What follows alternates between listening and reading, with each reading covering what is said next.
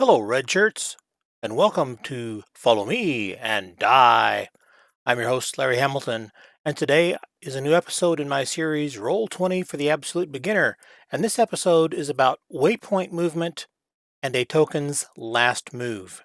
This is just going to be a quick tip that will show you something you may not know about or help you understand how it works because the explanation is a little bit cryptic. So, when I talk about waypoint movement, this image right here, that's what it's going to look like. And as you set a waypoint, it'll show you the distance between the waypoints. So let's go to my map here's my map that has my token on it. And for the waypoint movement, got a little note here. You'll click the token with your left mouse button if you're set up for a right-handed mouse, and do not let go. Every time you want to set a waypoint, you'll press the letter Q, or you can also, while still holding down the left mouse button, click the right mouse button. So either the letter Q or the right mouse button sets a waypoint, and when you let go, it'll show you the squares that you move through. And then the letter X always shows your last move, no matter how long it's been. It could be years. It'll show a given token's last move. So we'll click on it, hold down the left mouse button. Let's say we want to go over here, and we'll set a waypoint. And notice it sets it immediately. That's with the letter Q.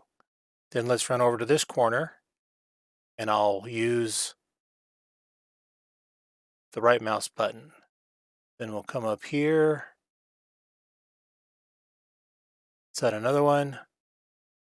Then we'll run over here, set another one, come up here. And I'm alternating between Q and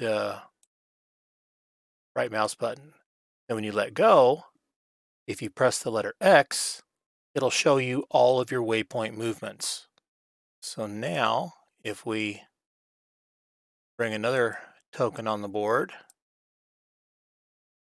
if we just move this token down over here and don't do any waypoints but hit X, it'll show us our move.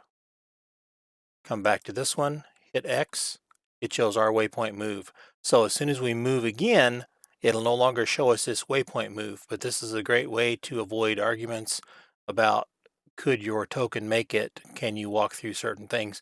Like here, the line's going through the corner of a building. Is that going to be enough to offset the distance that they would actually end up in this square right here instead of where they are? Waypoint makes it a lot easier, or the last move combined with waypoints makes it a lot easier. So there are the waypoint movement. Remember, you click on the token with the left mouse button. That is if you're set up for a right-handed mouse, and you keep the left mouse button down for the entire time. And to set a waypoint as you move the token, you can either press the Q or click the right mouse button. Both Q and right mouse button will do the same thing. And then whether or not you use waypoints, the letter X will show the last move that a token made. If the last move involved waypoints, it'll show all the waypoints. If it was just a straight move, it'll just show the distance they moved.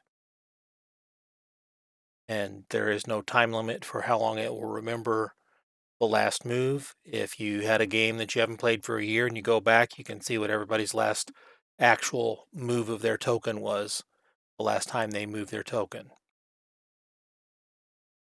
So this was a really short and quick tip, but sometimes the best tips are the ones that are the quickest and simplest. If you are using grid-based combat and so forth, you may find this really helpful. If you have any other questions about waypoint movement and showing the last move of a token, please share it in the comments below. If you have any suggestions for other topics in my Roll20 for the Absolute Beginner series, again, please share those in the comments below. I have several more topics that I plan to be recording to prepare for upload over the next few days, probably running over a week's worth of time because I'll space them out and post them about every couple of days. I really thank you all for your support and your interest and your comments. I hope you're doing well in the world of COVID-19 and managing to stay in communication, at least online, with people. And as always, game on.